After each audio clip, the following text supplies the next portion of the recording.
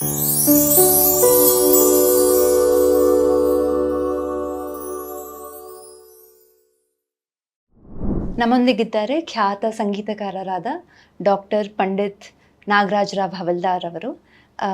Sir ನಮಸ್ಕಾರ. Sir ನಮಸ್ಕಾರ. Sir, ಮೊದಲಿಗೆ ಒಂದು ಗಂಭೀರ ಆರೋಪ ಏನಿದೆ ಕ್ಲಾಸಿಕಲ್ ಮ್ಯೂಸಿಕ್ ಬಗ್ಗೆ, ಅದರಿಂದ ಶುರು ಮಾಡ್ತೀನಿ. ಕ್ಲಾಸಿಕಲ್ ಆರ್ಟ್ ಫಾರ್ಮ್ನ ಒಂದು ಎಲಿಟಿಸ್ಟ್ ಆರ್ಟ್ ಫಾರ್ಮ್ ಅಂತ ಕರೀತಾರೆ. ಅದು ಸಾಮಾನ್ಯರಿಗೆ ಆಕ್ಸೆಸ್ ಇಲ್ಲದೆ ಇರೋ ಒಂದು ಆರ್ಟ್ ಫಾರ್ಮ್ ಅಂತ ಕರೀತಾರೆ. ಅದಕ್ಕೆ ನೀವೇನು ಹೇಳ್ತೀರಾ ಸರ್? ಅದು ಸುಳ್ಳು ಆರೋಪ. ಅದು ನಾನು I have been a student of history and archaeology along with studying music. My PhD is on history of music. That's part one. There is something called as knowing the known and knowing the unknown. In the sense, randomly, if you take 4 names, let us say, and ask people, do you know Roger Federer? They'll say, yes, I know him. Then Michael Schumacher, yes, we know them. Sunil Gavaskar, yes, we know them. Sachin, of course, yes, we know them. Of late, Hardik Pandya, of course. If I ask all of them to write 4 lines about these people, their pen will stop after 2 sentences. Do you agree with me? They know all these people at a surface level, and it has been bombarded on them on television screen very repeatedly, whether it is voluntary or otherwise. So therefore they think that they know about it. Actually, they don't know anything about it.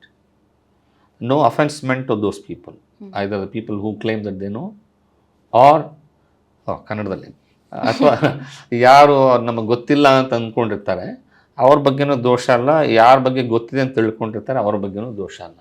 ಈಗ ನಿಮಗೊಂದು ಉದಾಹರಣೆ ಹೇಳ್ತೀನಿ. ಯೋಪಾಮಾಯತನಂ ವೇದ ಆಯತನವಾನ್ ಭವತಿ ಅಸತೋ ಮಾ ಸದ್ಗಮಯ, ಈ ಥರ ಶ್ಲೋಕಗಳನ್ನು ಎಲ್ಲರೂ ಮನೆಯಲ್ಲಿ by and large, I don't say everybody, ಒಂದು 60-70 ಭಾಗ ಜನಗಳನ್ನ ಹಾಡ್ತಾ ಇರ್ತಾರೆ ಮನೆಯಲ್ಲಿ. ಆಯಿತಾ? ಇದರ ಅರ್ಥ ಮೂಲತಃ ನೀವು ಬೈರಾಗಿ ಭೈರವರಾಗದ ಸ್ವರಗಳನ್ನು ಹಾಡ್ತಾ ಇದ್ದೀರಿ ಆ ಶ್ಲೋಕದ ಮೂಲಕ. ನಿಮಗೆ ಆ ರಾಗದ ಹೆಸರು ಗೊತ್ತಿಲ್ಲ, ಬಟ್ ಆ ರಾಗದ ಸ್ವರಗಳು ಗೊತ್ತು. That's where I say the knowing the non and knowing the unknown ಅಂತ. ನಿಮಗೆ ಗೊತ್ತಿದೆ, ಆದರೆ ಅದು ಗೊತ್ತಿದೆ ಅನ್ನೋ ವಿಷಯ ನಿಮಗೆ ಗೊತ್ತಿಲ್ಲ. Just create an awareness about it. ಅದ್ರ ಬಗ್ಗೆ ಒಂದು ಸ್ವಲ್ಪ ಅರಿವು ಮೂಡಿಸ್ಕೊಳ್ಳೋ ಪ್ರಯತ್ನ ಪಟ್ಟರೆ, ಶಾಸ್ತ್ರೀಯ ಸಂಗೀತ ಬೇರೆ ಯಾವುದೇ ನಕ್ಷತ್ರದಿಂದ, ಉಲ್ಕೆಯಿಂದ, ಧೂಮಕೇತುವಿಂದ ಬಂದ ಕಲಾ ಪ್ರಕಾರ ಅಲ್ಲ. ನಿಮ್ಮ ಮಧ್ಯೆನೇ ಬೆಳೆದು ಬಂದಿರೋ ಕಲಾ ಪ್ರಕಾರ ಇದು. ಆದ್ದರಿಂದ ಇದನ್ನು ಅಷ್ಟೇ ಶಾಸ್ತ್ರೀಯ ಸಂಗೀತವನ್ನು ಸಂಪೂರ್ಣವಾಗಿ ಅರ್ಥ ಮಾಡಿಕೊಂಡು ಆನಂದ ಪಡಲಿಕ್ಕೆ ಒಂದು ಮಟ್ಟದ ಪ್ರಯತ್ನ, ಒಂದು ಮಟ್ಟದ ಸತತವಾದ ಇಂಟ್ರ್ಯಾಕ್ಷನ್ ಬೇಕಾಗುತ್ತೆ. You have to repeatedly listen to it. ಒಂದೇ ಸರಿಗೆ ಬಂದುಬಿಡಲ್ಲ. ಆ ಹಿನ್ನೆಲೆಯಲ್ಲಿ ಕೇಳುಗರು ಒಂದು ಹಂತದ ಪ್ರಯತ್ನ ಪಟ್ಟರೆ it will be very dear to you. ನಾನೇನು ಶಾಸ್ತ್ರೀಯ ಸಂಗೀತದ ಹಿನ್ನೆಲೆಯಿಂದ ಬಂದವನಲ್ಲ. ನನ್ನ ತಂದೆ ತಾಯಿ ದೇವರಾಮಗಳನ್ನು ಹಾಡ್ತಾ ಇದ್ರು ಅಷ್ಟೇ. ಅವ್ರಿಗಿದ್ದ ಆಗಿನ ಕಾಲದ ಆರ್ಥಿಕ ಸವಾಲುಗಳ ಮಧ್ಯೆ ಅವ್ರು ನಾನು ಸ್ಕೂಲಿಗೆ ಕಳಿಸಿದ್ದೆ ದೊಡ್ಡ ವಿಷಯ. ಬಟ್ ಏನು ಅದೃಷ್ಟವಶಾತ್ ಒಳ್ಳೆಯ ಗುರುಗಳು, ಅವರ ಆಶೀರ್ವಾದ, ಅವರ ಪ್ರೀತಿ, ನನ್ನ ಒಂದು ಪ್ರಯತ್ನದ ಮಧ್ಯೆ ಇವತ್ತು ನಾನು ಇಲ್ಲಿ ಬಂದಿದ್ದೇನೆ, ನಿಮ್ಮ ಮುಂದೆ ಕೂತಿದ್ದೀನಿ ಶಾಸ್ತ್ರೀಯ ಸಂಗೀತಕಾರನಾಗಿ. ಯಾವುದೇ ಒಂದು ಪರಂಪರೆ ನೀವು if you go back by generations, it has to start somewhere ಅಲ್ಲ.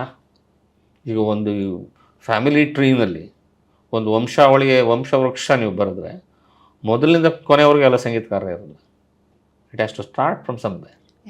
ಹಾಗೆ ನಿಮ್ಮ ಪಯಣ ಎಲ್ಲಿಂದ ಶುರು ಆಯಿತು ಅಂತ? ಯಾಕಂದರೆ ನೀವು ಗಿಟಾರ್ ನುಡಿಸ್ತಿದ್ರಿ, ಆರ್ಕೆಸ್ಟ್ರಾನಲ್ಲಿ ಕೆಲಸ ಮಾಡಿದ್ದೀರಾ, ರಂಗಭೂಮಿನಲ್ಲಿ ಕೆಲಸ ಮಾಡಿದ್ದೀರಾ, ದಾಸ ಸಾಹಿತ್ಯ, ವಚನ ಸಾಹಿತ್ಯದಲ್ಲೂ ಹಾಡ್ತೀರಾ. ಒಂದು ರೀತಿಯ ಮಡಿವಂತಿಕೆ ಇಲ್ಲದಿರುವ ಶಾಸ್ತ್ರೀಯ ಸಂಗೀತಕಾರರು ಅಂತ ಹೇಳ್ಬೋದೇನೋ? ಇನ್ಫ್ಯಾಕ್ಟ್ ಆ ಥರ ಮಡಿವಂತಿಕೆ ಯಾವ ಸಂಗೀತಗಾರರಿಗೂ ಇಲ್ಲ. ಭೀಮಸೇನ್ ಜೋಶಿ ಅವರು ದಾಸವಾಣಿ ಅಂತಲೇ ಪ್ರೋಗ್ರಾಮ್ ಕೊಡ್ತಾಯಿದ್ರು, ಸಂತವಾಣಿ ಅಂತ ಪ್ರೋಗ್ರಾಮ್ ಕೊಡ್ತಾಯಿದ್ರು. ಆಯಿತಾ? ಹಾಗೆ ಅದಕ್ಕೆ ಒಂದು ವಿರುದ್ಧವಾದ ಅಥವಾ ಬಹಳ ಪ್ರಬುದ್ಧವಾದ ಒಂದು ಉತ್ತರನೂ ಇದೆ. ಗಂಗೂಬಾ ಹಾನ್ಗಲ್ ಅವ್ರನ್ನ ಒಬ್ಬರು ಒಂದು ಪ್ರಶ್ನೆ ಕೇಳಿದ್ರು. ಭೀಮಸೇನ್ ಜೋಶಿ ಮತ್ತು ಗಂಗೂಬಾ ಹಾನ್ಗಲ್ ಒಂದೇ ಗುರುವಿನ ಶಿಷ್ಯಂದರು. ಭೀಮಸೇನ್ ಅವರು ದಾಸವಾಣಿ ಹಾಡ್ತಾರೆ, ಭಕ್ತಿ ಸಂಗೀತ ಹಾಡ್ತಾರೆ, ನೀವ್ಯಾಕೆ ಭಕ್ತಿ ಸಂಗೀತ ಹಾಡೋದಿಲ್ಲ ಅಂತ. ಅದಕ್ಕೆ ಅವ್ರು ಕೊಟ್ಟಿದ್ದು ಉತ್ತರ ಏನು ಗೊತ್ತಾ? ನಾನು ಹಾಡೋದನ್ನೆಲ್ಲನೇ ಸಂಪೂರ್ಣ ಭಕ್ತಿಯಿಂದ ಹಾಡ್ತೀನಲ್ಲಪ್ಪ, ಮತ್ತು ಭಕ್ತಿ ಸಂಗೀತ ಅಂತ ಇನ್ನೊಂದು ಹಾಡಬೇಕಾ ನಾನು ಅಂತ ಕೇಳ್ಬಿಟ್ರು. ಹ್ಮ್ ಮೂಲತಃ ನಮ್ಮ ಸಂಗೀತದಲ್ಲಿ ಸ್ವರ ಅನ್ನೋ ಶಬ್ದಕ್ಕೆ ಇನ್ನೊಂದು ಪರಿಭಾಷೆ, ಇನ್ನೊಂದು ಅರ್ಥ ಏನಂದರೆ ಸ್ವ ಅಂದರೆ ನಾನು ಅಂತ, ಹ್ಮ್ ರಾ ಅಂದರೆ ನನ್ನನ್ನು ನಾನು ಅರ್ಪಿಸಿಕೊಳ್ಳೋದು ಅಂತ. ಒಬ್ಬ ಸಂಗೀತಗಾರ ತನ್ನನ್ನು ತಾನು ಹೇಗೆ ಅರ್ಪಿಸ್ಕೊಳ್ತಾನೆ? ತನ್ನ ಹಾಡಿನ ಮೂಲಕ. ಆವಾಗ ಸಂಪೂರ್ಣ ತನ್ಮಯತೆ, ಏಕಾಗ್ರತೆ, ಒಂದು ಕಮಿಟ್ಮೆಂಟ್, ಒಂದು ರೆಂಡಿಷನ್ ಎಲ್ಲ ಇರಬೇಕು. ಆದ್ದರಿಂದ ಭಕ್ತಿ ಸಂಗೀತ ಅಂತ ಹಾಡಿದರೆ ಅದು ಮಡಿವಂತಿಕೆಯಿಂದ ಹೊರಗೆ ಬಂದ ಹಾಗೇನಲ್ಲ. ಹ್ಮ್ ಅಲ್ಲೂ ಸಾಕಷ್ಟು ಅವಕಾಶ ಇದೆ ನಿಮ್ಮನ್ನು ನೀವು ತೊಡಗಿಸ್ಕೊಳ್ಳಿಕ್ಕೆ. ಒಂದು ರಾಗನ ಹಾಡಬೇಕು ಅಂತ ಆದರೆ ಆ ಪದ್ಧತಿಯ ಪ್ರಕಾರ ಒಂದು 45 ನಿಮಿಷ, 1 ಗಂಟೆ ಒಂದು ವಿರಳವಾಗಿ ವಿಸ್ತಾರವಾಗಿ ಹಾಡೋ ಪ್ರಸಂಗದಲ್ಲಿ ಯು ಕೆನಾಟ್ ರಶ್ ಥ್ರೂ. ದಾಸರ ಪದಗಳನ್ನು ನೀವು 10-12 ನಿಮಿಷದಲ್ಲಿ ಒಂದು ಮುಗಿಸ್ಬೋದು. ಆ ಹಿನ್ನೆಲೆಯಲ್ಲಿ ದಾಸರ ಪದ ವಚನ ಹಾಡಿದ್ರೆ ತಪ್ಪೇನಿಲ್ಲ. ನಿಮ್ದು ಪಯಣ ಎಲ್ಲಿಂದ ಶುರು ಆಯ್ತು ಸರ್ ಶಾಸ್ತ್ರೀಯ ಸಂಗೀತದ? ಶಾಸ್ತ್ರೀಯ ಸಂಗೀತದ ಪಯಣ ಬಹಳ ಲೇಟಾಗಿ ಶುರುವಾಯಿತು. ನನ್ನ ಫೈನಲ್ ಇಯರ್ MA-ನಲ್ಲಿದ್ದೆ. ಯಾಕಂದ್ರೆ ನಾನು ಹುಟ್ಟಿ ಬೆಳೆದಿದ್ದೆಲ್ಲ ಹೊಸಪೇಟೆ, ಬಳ್ಳಾರಿ ಜಿಲ್ಲೆ. ನಂದು ಡಿಗ್ರಿ ಮುಗಿದ ಮೇಲೆ ಧಾರವಾಡಕ್ಕೆ ಬಂದೆ. ಧಾರವಾಡಕ್ಕೆ ಬಂದ ಮೇಲೆ ಒಂದು ದೊಡ್ಡ ಪ್ರಪಂಚನೇ ಹಿಂಗೆ ಓಪನ್ ಆಗೋಯ್ತು ನನಗೆ. ಅದು ಚಿಕ್ಕಂದಿಂದ ಹಾಡ್ತಿದ್ದೆ ನಾನು. ನೀವು ಹೇಳಿದಾಗ ಆರ್ಕೆಸ್ಟ್ರಾದಲ್ಲಿ ಹಾಡ್ತಿದ್ದೆ. ನಮ್ಮ ತಂದೆ ತಾಯಿ ದೇವರ ನಾಮಗಳನ್ನೆಲ್ಲ ಹಾಡೋರು. ಮೂಲತಃ ನೀವು ಏನೇ ಹಾಡಿದರೂ ಅದು 7 ಸ್ವರಗಳ ಪರಿಧಿಯಲ್ಲೇ ಬರುತ್ತೆ. ನೀವು ಜಾನಪದ ಹಾಡಿ, ದಾಸರ ಪದ ಹಾಡಿ, ಶಾಸ್ತ್ರೀಯ ಹಾಡಿ. ನಿಮಗೊಂದು ಉದಾಹರಣೆ ಕೊಡೋದಾದರೆ ಗ ಗ ಗ ಗ ಗ ಗ ಗ ಪ ಸ ರೆ ಗ ಮ ಮ ಮ ಮ ಮ ಮ ಪ ಪ ಗ ರೆ ಸಾ. ಯಾವುದೋ ಒಂದು ಟ್ಯೂನ್ ನೆನಪಿಗೆ ಬಂತ ನಿಮಗೆ? ಗ ಗ ಹಾಂ, ಜಿಂಗಲ್ ಬೆಲ್. ಸೊ ಜಿಂಗಲ್ ಬೆಲ್ಲನ್ನು ನೀವು ನಮ್ಮ ಸ್ವರಗಳಲ್ಲಿ ಅನುವಾದಿಸಿ ಹಾಡ್ಬೋದು, ಅಥವಾ ಜಿಂಗಲ್ ಬೆಲ್ ಹಿಂದೆನೂ ಸ್ವರಗಳಿದೆ ಅಂತ ಅದರ ಅರ್ಥ. ಸೊ ಸಂಗೀತದ ಮೂಲ ಸಾಮಗ್ರಿ ನೀವು ಏನೇ ಹಾಡಿದರೂ ಅದಕ್ಕೆ ಹಿಂದೆ ಸ್ವರ ಇದ್ದೇ ಇರುತ್ತೆ. ಆ ಹಿನ್ನೆಲೆಯಲ್ಲಿ ಆ ಸ್ವರ ಶುದ್ಧತೆಯನ್ನು ಕಾಪಾಡಿಕೊಂಡು ಹಾಡೋ ಒಂದು ಶಕ್ತಿ, ಅದು ನೀವು ಬೆಳೆಸ್ಕೊಂಡು ಬಂದರೆ ಶಾಸ್ತ್ರೀಯ ಸಂಗೀತಕ್ಕೆ ಆಮೇಲೆ you can very easily graduate from that. ಅಷ್ಟೇ. ಸೊ ನಾನು ಚಿಕ್ಕಂದಿಂದ ಹಾಡ್ತಾ ಇದ್ದೆ. ಹೀಗಾಗಿ ನನ್ನ ಪ್ರಗತಿ ಶುರು ಮಾಡಿದ ಮೇಲೆ ಸ್ವಲ್ಪ ಬೇಗ ಆಯಿತು ಅಷ್ಟೇ. ಆಮೇಲೆ ಒಂದು ಉತ್ಕಟವಾದ ಇಚ್ಛೆ ಇತ್ತು ಇದನ್ನು ಮಾಡಬೇಕು ಅಂತ. ಸರ್, ಇವತ್ತು ಕಾರ್ಯಕ್ರಮದಲ್ಲಿ ಹೇಳ್ತಿದ್ರಿ ಬೇಂದ್ರೆ ಅವ್ರ ಬಗ್ಗೆ ಮಾತಾಡ್ತಿದ್ರಿ. ನಾ ಕೇಳಿದ್ದೀನಿ ನೀವು ಬೇಂದ್ರೆ ಅವ್ರ ಮನೆಗೆ ಹೋಗಿದ್ರಿ, ಅವ್ರ ಹತ್ರ ಮಾತಾಡಿದ್ದೀರಾ. ಸಾಹಿತ್ಯದ ಪ್ರಭಾವ ನಿಮ್ಮ ಮೇಲೆ ಹೇಗೆ ಬೀರಿದೆ, ಮತ್ತೆ ಬೇಂದ್ರೆ ಅವರ ಪ್ರಭಾವ ಹೇಗೆ ಬೀರಿದೆ? ನಾ ಹೇಳಿದೆ ನಿಮ್ಗಾಗಲೇ, ಸಂಗೀತ ಒಂದು ಸ್ವಾಭಾವಿಕವಾದ ಕಲೆ. It's a very natural instinctive art form. There is nothing artificial about it.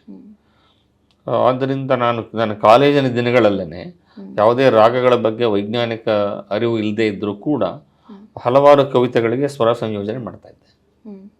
I was innocent of what I was doing, but I was doing the right things.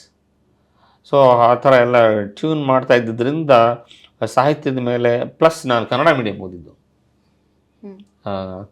PUC ವರೆಗೂ ಕನ್ನಡ ಮೀಡಿಯಂ ಓದಿದ್ದು. ಹೀಗಾಗಿ ಆಮೇಲೆ BA-ನಲ್ಲೂ ಕನ್ನಡ ಅನ್ನೋದೊಂದು ಮೈನರ್ ಸಬ್ಜೆಕ್ಟ್ ಇತ್ತು.